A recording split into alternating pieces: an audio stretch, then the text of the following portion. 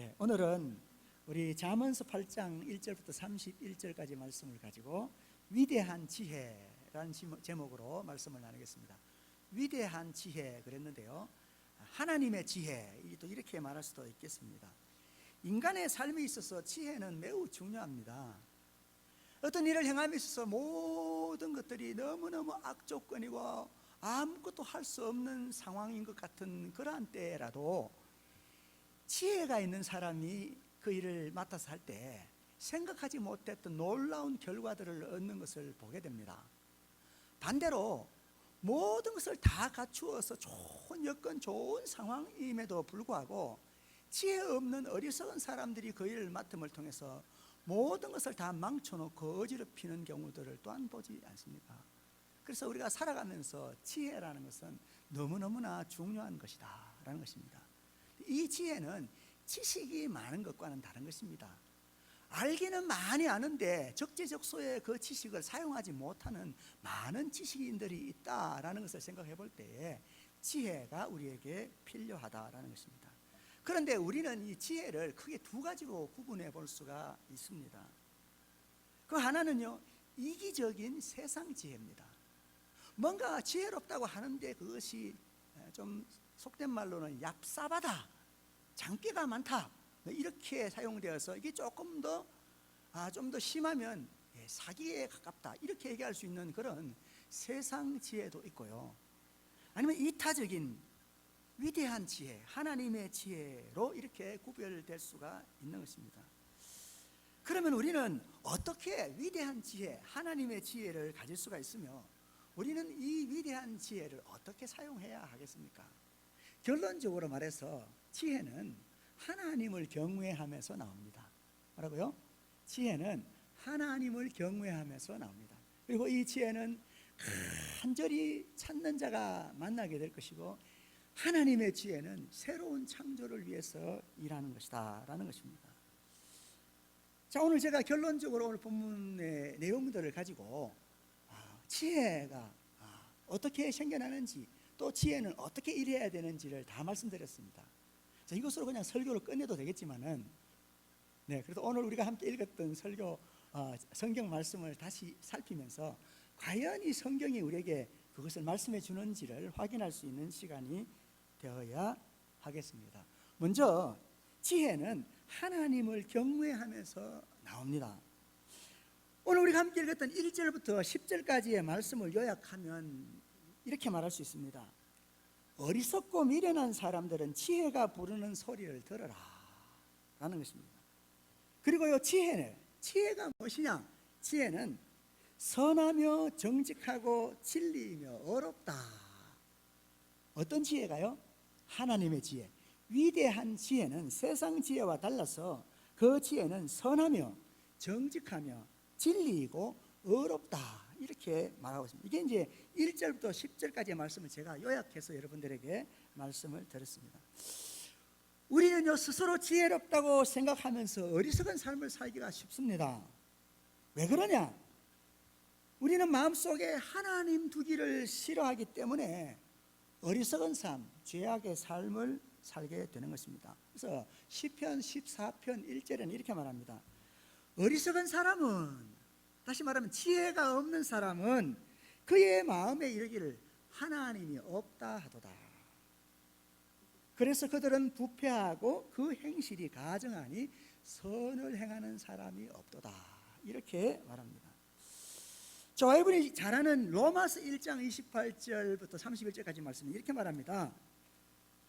그들이 마음에 하나님 두기를 싫어하며 뭐 한다고요? 그 마음속에 하나님 두기를 싫어한다 해요. 하나님이 나를 보시면 내가 그 행동이 뭔가 제약된다고 생각해서 그런지 자꾸 어둠을 찾아다닙니다. 하나님의 시선을 피하려고 합니다. 하나님을 마음에 두기를 싫어합니다. 그렇게 싫어했더니 어떤 결과가 나타나느냐? 로마서 1장 28절부터 이렇게 말합니다. 하나님께서 그들을 그 상실한 마음대로 내버려 두사, 그러니까 하나님을 잃어버린 채로 내버려 두사 하나님 앞에 합당하지 못한 일을 하게 하셨으니 곧 모든 불의, 그러니까 왜 사람들이 어렵지 못한 일을 용기 있게 하느냐? 하나님이 계시다는 것을 그 마음속에 인식하지 못하고 거부해내고 하나님을 몰아내고 자신이 주인인 양 살아가기 때문에 용기 있게 불의를 행하더라 그 말입니다. 그리고 추악하고 욕심으로 가득하고 악의가 가득하고 또 시기하고 살인하고 분쟁을 일삼고 악독이 가득하고 수근수근거리고 남을 비방하는 그런 모습이라는 거죠. 어떤 사람이요? 하나님을 마음에 두기를 싫어해서 그 마음에 하나님을 상실한 사람들의 모습이 바로 그런 모습이다, 그런 말입니다. 그래서 31절부터는 이러한 사람들은 우매한 사람, 어리석은 지혜가 없는 사람들이고 약속을 어기는 사람들이며 무정한 사람들, 남의 고통을 보고서도 안타까워할 줄 모르는 정이 없는 사람들이고 무자비한 사람들이다, 이렇게 말하고 있습니다. 그러니까 이런 삶, 지혜 없는 삶, 이런 삶들, 이런 사람들을 스스로는 자기가 지혜롭다, 나는 얼마나 지혜로운 사람인지 몰라, 이렇게 살아가면서 실제로 그 삶을 돌이켜봤더니 어리석은 삶을 살더라 그 말입니다. 세상 눈을 속에서, 사람들의 눈을 속에서 당장에는 자기가 무슨 유익이 있고 엄청나게 혜택을 보는 것 같은데 결국 그 일 때문에 망하고 큰 어려움을 당하는 일을 갖게 되는 이유가 뭐냐? 그 지혜가 하나님의 지혜가 아니고 세상 지혜라는 것이기 때문이라는 겁니다. 어리석은 삶의 원인은요, 하나님을 경외하지 않기 때문에 그렇습니다. 하나님을 경외하지 않는 것은요, 하나님의 말씀을 소홀히 하는 것으로 나타납니다.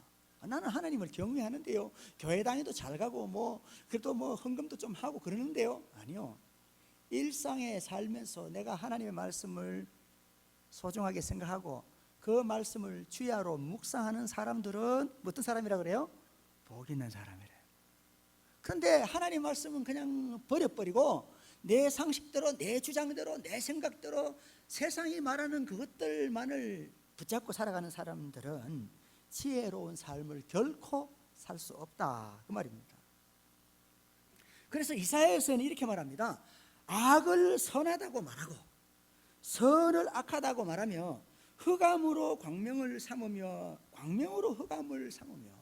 근데 이게 누구에게 하는 이야기냐면 하나님의 백성이라고 하는 사람들이 하나님을 경외하는 것을 잃어버리고 나니까 그런 삶의 모습이 나오더라 그 말입니다.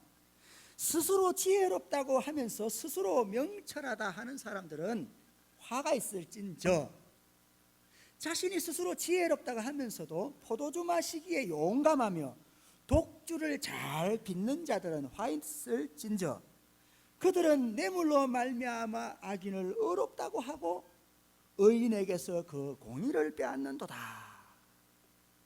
자, 이 사람들에 대해서 이제 24절, 오늘 이 이사야서의 말씀 11장 24절에서는, 아니 5장 24절에서는 이렇게 말합니다. 만군의 여호와의 율법을 버리며 이스라엘의 거룩하신 이의 말씀을 멸시하였습니다. 그러니까 하나님의 백성들이 하나님의 백성답게 살아가야 하겠는데 그들이 하나님을 경외하는 마음을 잃어버리고 나니까 세상 사람들과 똑같은 모습으로 살아가더라 그 말입니다. 우리는요, 지혜롭게 살기 위해서 무엇보다도 우리의 삶의 크고 작은 일들을 하나님을 경외하는 마음으로 살아가야 합니다. 어떻게 하면 하나님이 기뻐하시는 일이 될까? 예수님이라면 어떻게 하실까? 라는 마음으로 우리가 살아가야 한다 그 말입니다.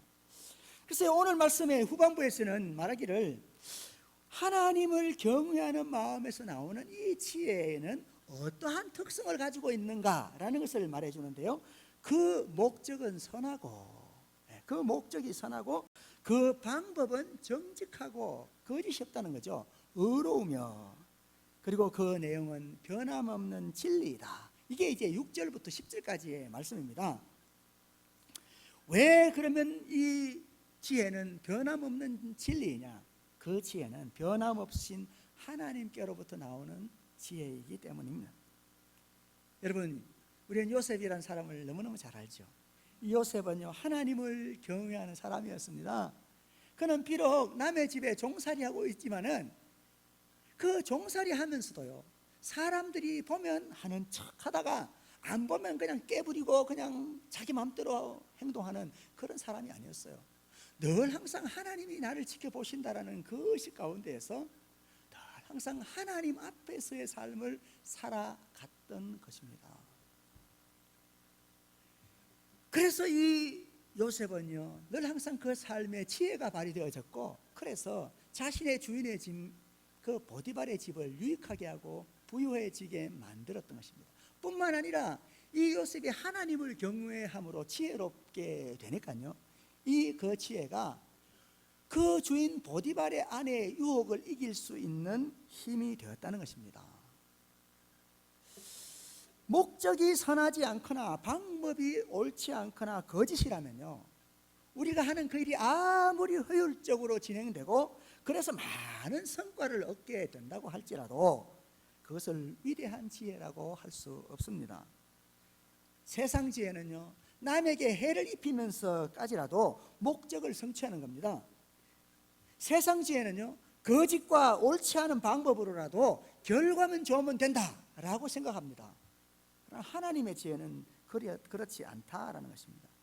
여러분, 성경의 성경 인물 중에서 여러분 잘 아시는 야곱이라는 사람, 요셉의 아버지죠. 이 요셉의 아버지 야곱은요, 어떻게 했든지 자기 꾀를 가지고 인간적인 방법으로 형도 속이고 아버지도 속여서 하나님의 복을 차지하려고 합니다. 그래서 뭡니까? 그 잔꾀로 아버지의 축복을 받아서 자신이 하나님의 복을 다 받았다고 착각했어요.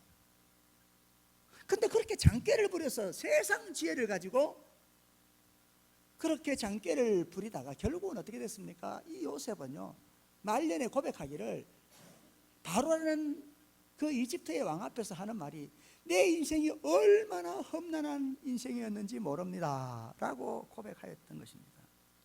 여러분, 성도라고 항상 하나님의 지혜를 발휘하는 것도 아니고요, 불신자라고 그들의 지혜는 다 세상 지혜라고 평가절하해서는 안 됩니다.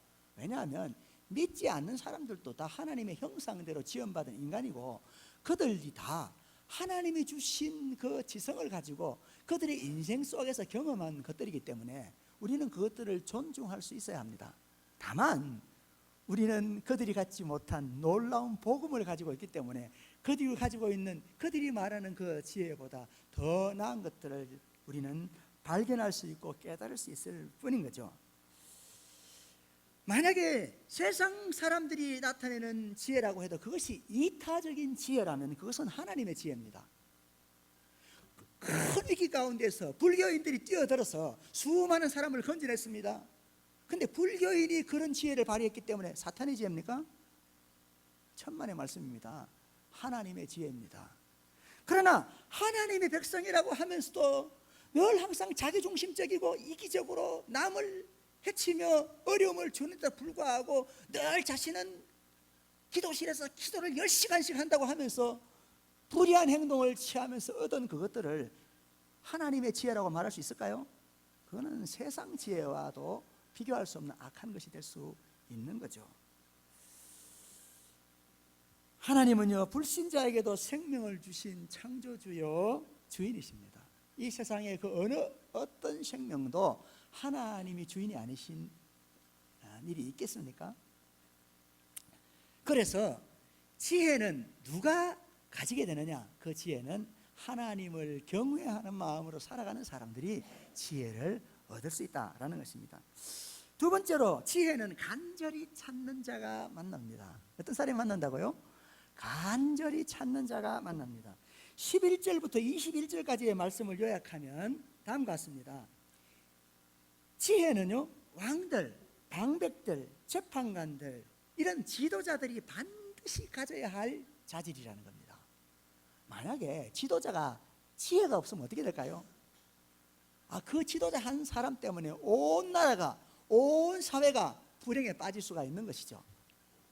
특별히 그 지도자들은 하나님의 지혜, 이기적인 지혜가 아니라 어떻게 해서든지 백성들의 것들을 빼앗아서 자기 배를 채우려고 하는 그런 세상적인 지혜가 아니라 어떻게 하면 그 백성들을 잘 하나님의 뜻 가운데 섬길까를 생각할 수 있는 그런 하나님의 지혜를 가지게 되는 것이 필요하다, 그 말입니다. 그러면서 이제 18절부터 21절까지의 말씀은요, 지혜는 부귀영화와 공의의 근원이고, 그러니까 어디서 부귀영화가 오고 공의로움이 올 수 있느냐? 지혜에서 온다는 겁니다. 그러면서 이 지혜가 주는 열매, 지혜로 말미암아 오는 그 결과들은 보화보다 낫다라는 이야기를 하고 있습니다. 자, 제가 지혜는 간절히 찾는 사람들이 만납니다 라고 말씀을 드렸습니다.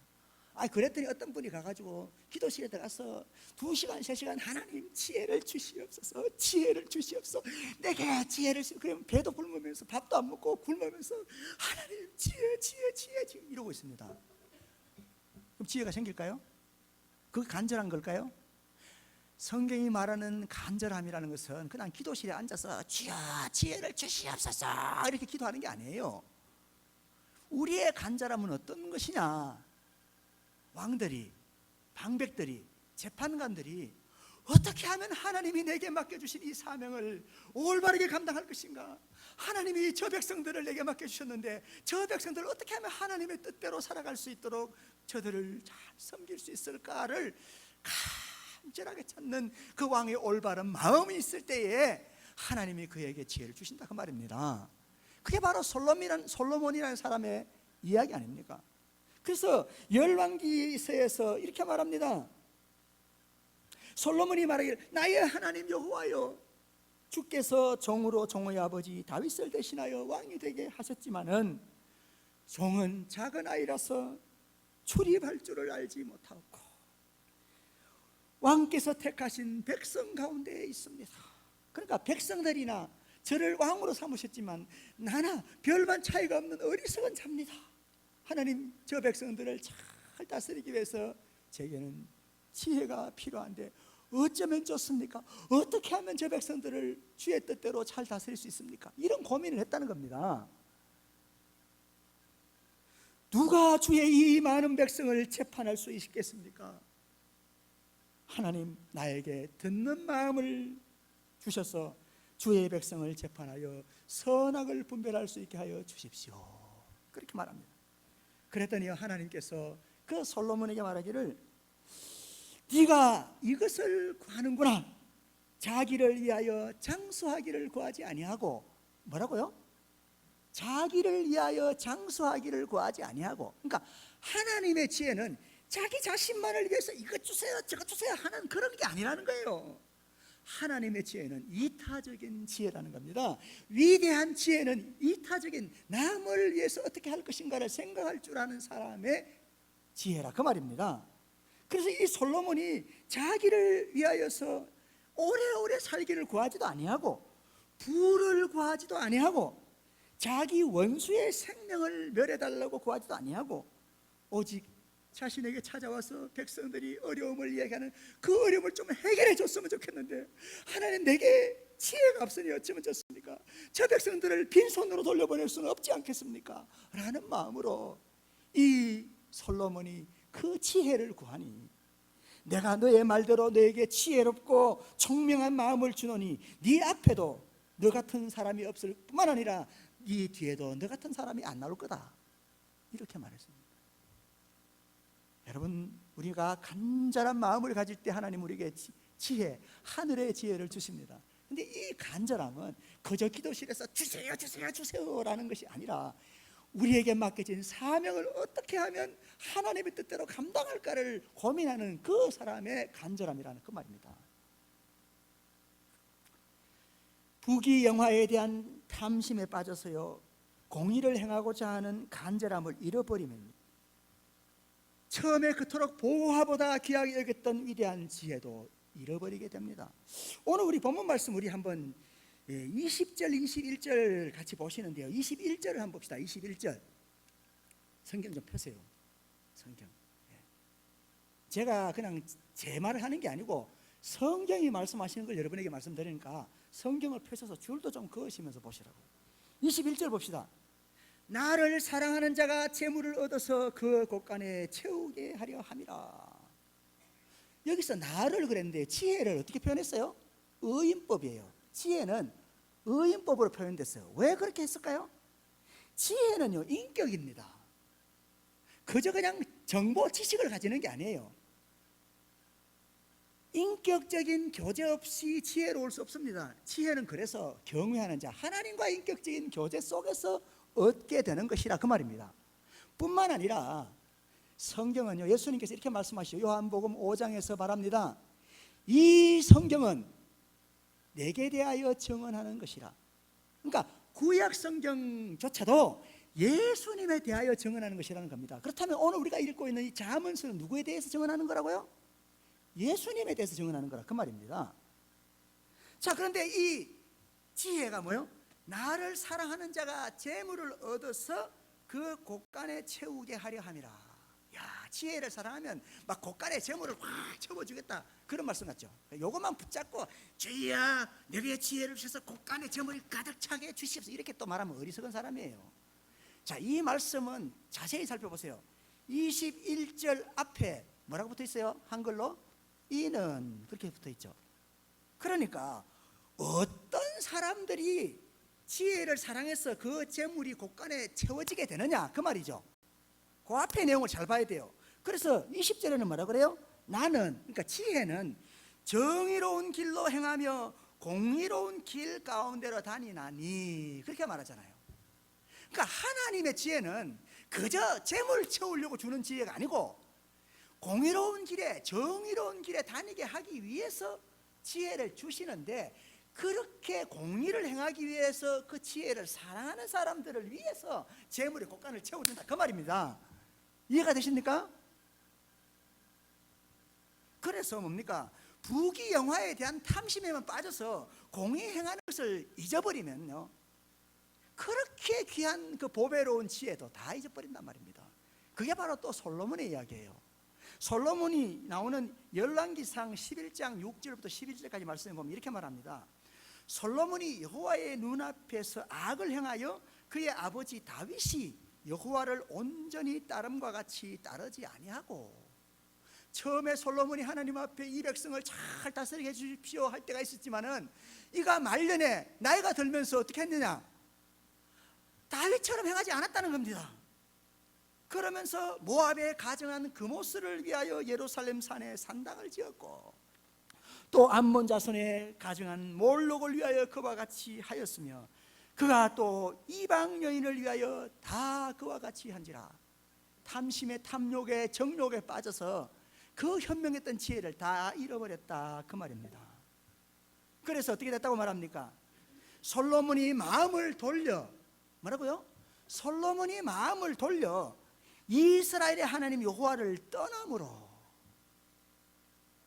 그러면 솔로몬, 그래서 이름을 솔로몬으로 지으신 분도 계시는데, 솔로몬의 말년에 하나님을 떠났어요.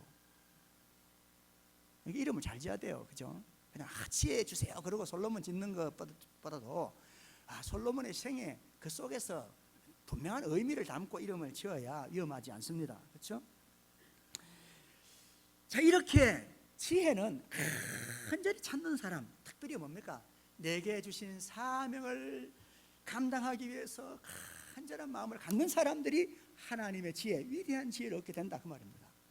마지막으로요, 이 지혜는 새로운 창조를 위해서 일합니다. 22절부터 31절까지의 내용을 요약하면 다음과 같습니다. 지혜는 하나님이 창조하신 모든 만물보다 먼저 존재했다.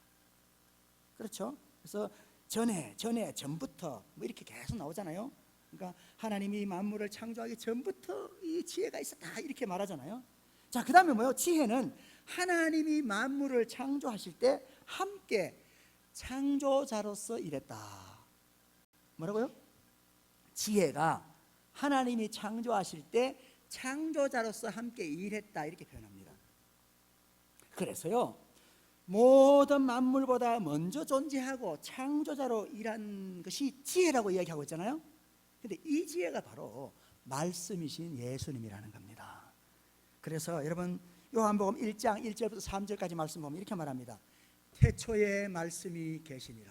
여기서 태초는요, 세상을 창조하시는 창세기 1장 1절의 태초라는 말보다 훨씬 영원 전을 이야기하는 겁니다. 그 영원 전에 말씀이 계시니라. 이 말씀이 하나님과 함께 계셨으니 자, 이 말을 다시 바꾸면 태초에 지혜가 계시니라. 이 지혜가 하나님과 함께 계셨으니 그 말입니다. 이 지혜는 곧 하나님이시니라. 그가 태초에 하나님과 함께 계셨고 만물이 그로 말미암아 지은 바 되었으니 지은 것이 하나도 그가 없이는 된 것이 없느니라. 이렇게 말씀이 태초부터 계셨던 분이시고 세상을 창조하신 분이다, 그렇게 말하는데, 이 말씀이요 육신을 입고 우리 가운데 오셨고요, 또 인간이 되신 위대한 지혜 예수님이십니다. 요한복음 1장 14절 말씀을 보시면요, 말씀이 육신이 되어 우리 가운데 거하심에 우리가 그의 영광을 보니 아버지의 독생자의 영광이요 은혜와 진리가 충만하더라, 그렇게 말합니다. 여러분, 위대한 지혜는요 생각에 머물거나 이론에 머물 때에는 그것은 지혜, 위대한 지혜라고 할 수가 없습니다. 위대한 지혜는요 이타적인 행위로, 이타적인 남을 더 사랑하는, 남을 위하는 그 행위로 나타날 때 위대한 지혜, 그렇게 말할 수가 있는 것입니다. 자, 예수님이 지혜이시라고 말씀드렸는데 그럼 우리 교회는 어떻습니까? 예수님이 지혜이신가 하고 나하고 아무 상관이 없으면 안 되잖아요. 그렇죠? 그래서 교회는 지혜이신 그리스도의 몸으로서 지혜를 행동으로 표현하는 존재들인 것입니다. 왜요? 머리가 지시하는 걸 우리 몸이 행동하잖아요. 그렇죠? 그런데 교회는 뭐요? 머리 대신 예수님의 몸이다, 그 말입니다. 그래서 골로새서에서는 이렇게 말합니다. 그는 보이지 아니하는 하나님의 형상이요 모든 피조물보다 먼저 나시니니 만물이 그에게서 창조되되 하늘과 땅에서 보이는 것들과 보이지 않는 것들과 혹은 왕권들이나 주권들이나 통치자들이 또 권세들이나 만물이 다 그로 말미암고 그를 위하여 창조되었고 그가 만물보다 먼저 계시고 만물이 그 안에 함께 섰느니라. 여러분, 잠언서 이야기나 요한복음의 이야기나 골로새의 이야기나 다 똑같은 말이죠. 그래요, 안 그래요? 그러시죠? 자, 그런데 이렇게 지혜는 세상이 만들어지기 전부터 존재했던 분이고 그 지혜가 이 세상을 창조한 분이시다. 그 지혜는 말씀이신 예수님이다, 이렇게 말했잖아요. 근데 이 말씀을 하고 난 바로 다음에 무슨 말씀을 하냐면 이렇게 말합니다. 18절에, 골로새서 1장 18절에 그는 몸인 교회의 머리시라. 아니, 예수님은 세상을 만드시기 전부터 계셨던 분으로서 세상을 만드신 분이시다라는 말을 하고 난 다음에 왜 갑자기 그는 몸인 교회의 머리라 이렇게 말했을까요? 그것은 바로 교회가 어떠한 삶을 살아가야 하는지를 말하기 위한 것이 아니겠습니까? 여러분, 창조시의 지혜의 역할은요, 하나님이 세상을 처음 만드실 때 땅이 혼돈하고 공허하며 흑암이 깊음 위에 있고 이렇게 표현합니다. 교회가 말이죠, 교회가 지혜이신 예수님과 연합한 공동체라면 새로운 창조를 위해서 일할 수 있어야 하는 것입니다. 그래서 교회가 세상의 소금과 빛이라, 그렇게 주님이 우리에게 말씀하는 겁니다. 그런데 교회가 세상에서 소금과 빛으로서 역할을 감당하지 못한다면 어떻게 된다는 겁니까? 세상은 여전히 혼돈과 공허와 어두움에서 벗어나지 못할 것이다, 그 말입니다. 그런데 말이죠, 교회가 세상 속에서 소금과 빛이 되는 게 아니라 세상에 걱정거리가 돼가지고 문제만 터지면 교회가 어떻고 교회가 어떻고 이렇게 나오면 되겠냐, 그 말입니다. 창조시의 지혜의 역할은 혼돈과 공허와 어둠의 문제를 해결해서 다양함 속에서 조화를 이루어내는 일을 이루어갔습니다. 그래서 창세기 1장에 여러분 말씀을 쫙 보시면 뭐라고 나왔냐면은 땅은 생물을 그 종류대로 내되 가축과 기는 것과 땅의 짐승을 종류대로 내라 하시고, 하나님이 땅의 짐승을 그 종류대로, 가축을 그 종류대로, 땅에 기는 모든 것을 그 종류대로. 왜 이렇게 종류대로라는 말이 많은지, 무슨 말입니까? 그렇게 많은 다양한 동물들, 생물들이 살아가지만 어느 누구도 서로 갈등과 분열 속에 살지 않고 조화를 이루며 살아가는 것이 처음 하나님이 세상을 만드셨을 때의 모습이라, 그 말입니다. 여러분, 우리 주변의 이웃 공동체 가운데 맨날 만나면 싸우고 지지고 뻗고 갈등을 일으키는데 예수 믿는 사람이 하나 쓱 들어갔더니요, 그곳에 화해가 일어났고 뭐가 공격을 당하는 것 같은데도 참아주고 인내해주고 배려해주고 그러면서 해주다 보니까 그 속에 막 사랑의 열매가, 인내의 열매가, 화목의 열매가 맺혀져요. 이게 교회의 모습이어야 되지 않겠어요? 근데 뭐 교회 다니는 사람들이 들어가는 곳마다 싸움이 일어나고 갈등이 일어나고 분열이 일어나고 그런다면은 세상의 사람들의 지혜만도 못한 것이 되지 않겠습니까? 그래서요, 교회, 하나님의 형상대로 지음받은 교회, 하늘의 지혜를 가진 교회는요, 혼돈과 공허와 어둠이 있는 그곳에 들어가서 다양함 가운데서도 조화를 이루어내는, 너도 이런 생각을 가지고 있고 너는 또 저런 생각을 가지고 있냐? 그래, 서로 생각은 다르지만 그러나 우리는 서로를 인정하고 배려하면서 하나가 되어져 가는, 조화를 이루어가는 그런 세상을 만들어낼 수 있는 존재가 누구여야 하느냐? 교회라, 그 말입니다. 그런데 교회가 주님처럼 위대한 지혜로 세상의 창조, 새로운 창조를 이루어내려면 우리에게는 지혜의 신이 필요합니다. 이사야서 11장에 있는 말씀인데요, 이사야서 11장에 있는 말씀입니다. 1절부터 말씀을 소개해드리면요, 이사야라는 선지자가 예수님에 대해서 예언한 그런 내용인데, 이새의 줄기에서 한 싹이 나며 그 뿌리에서 한 가지가 나서 결실할 것이요. 자, 예수님이 이 땅에 오실 거라는 걸 예언하는 내용이에요. 근데 그걸 뭐라고 말하냐면 그의 위에 여호와의 영 곧 지혜와 총명의 신이요 모략과 재능의 신이요 지식과 여호와를 경외하는 신이 이 말이니, 그렇게 말합니다. 그래서 그렇게 지혜를 받은 그 주님이 그 눈에 보이는 대로 심판하지 아니하고 그 귀에 들리는 대로 판단하지 않는다. 우리는요, 자꾸 그냥 눈에 보이는 대로 사람을 외모로 보고 판단해요. 저 지옥 갈 놈, 저 나쁜 놈, 저 쓸모없는 놈, 이러면서 그냥 함부로 남을 판단하고 정죄하는 것을 봅니다. 근데 우리 주님, 하늘의 지혜를 가진 그 주님이 오시니까 그 주님은 어떻게 한다고요? 눈에 보이는 대로, 귀에 들리는 대로 판단하지 않는다는 거예요. 그 속에 내면의 그 사람을 본다는 거예요. 미래의 가능성을 보아준다는 거예요. 지금은 망할 것 같고 지금은 무너질 것 같은 사람이지만은 그가 하나님의 손에 붙들려서 하늘의 지혜를 가지게 될 때 어떤 훌륭한 사람들이 되어질지를 볼 수 있는, 미래를 보는 눈이 있다, 그 말입니다. 공의로 가난한 자를 심판하며 정직으로 세상의 겸손한 자를 판단할 것이라. 자, 그래서 뭐라고 얘기하냐면 그때에는 이리가 어린 양과 함께 있어. 이리가 뭐예요? 들짐승. 들짐승, 울프입니까?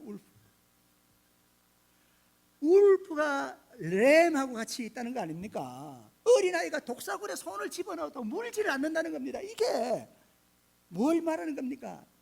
세상에 다양하고 종류대로 온갖 짐승들이 다 있지만 서로를 해치지 않는다, 그 말이에요. 교회가 주님처럼 위대한 지혜를 갖게 될 때 새로운 창조를 이루어내는 것입니다. 그럼 우리 어떻게 해야 될까요? 하나님께 뭘 구해야 될까요? 성령을 구해야죠. 성령을. 그래서 누가복음 11장 13절은 이렇게 말합니다. 너희가 악할지라도 좋은 것을 자식에게 줄 알거든 하물며 너희 하늘 아버지께서 구하는 자에게 성령을 주시지 않겠느냐. 이 말은 다시 말하면 성령을 받아야 지혜롭게 된다. 이 말을 다시 다르게 표현하면 뭐예요? 삶 중간중간에 우리가 살아가는 일상에서 하나님을 경외하는 마음, 다시 말하면 성령님이 우리 안에 계시고 나와 함께 하나님 계시다는 그 의식으로 살아갈 때 지혜가 있다, 그 말입니다. 위대한 지혜는 이기적인 세상 지혜와 다릅니다. 위대한 지혜는 하나님을 경외하면서 나옵니다. 위대한 지혜는요, 간절히 찾는 자가 만납니다. 위대한 지혜는 새로운 창조를 위해서 일합니다. 기도하겠습니다.